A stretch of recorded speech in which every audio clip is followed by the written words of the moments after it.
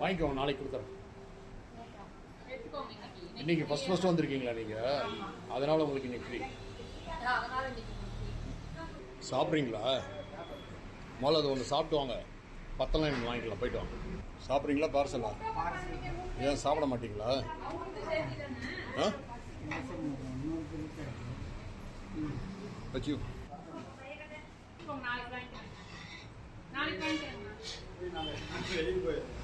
நாளைக்கு வருவீங்களா?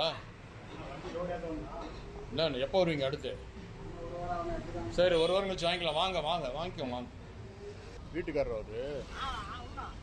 அவரை கீழே உட்கார வச்சுட்டு நீங்கள் மேலே உட்காந்துட்டு என்ன இருந்தாலும் இப்போ பணிவுங்கிறது எல்லா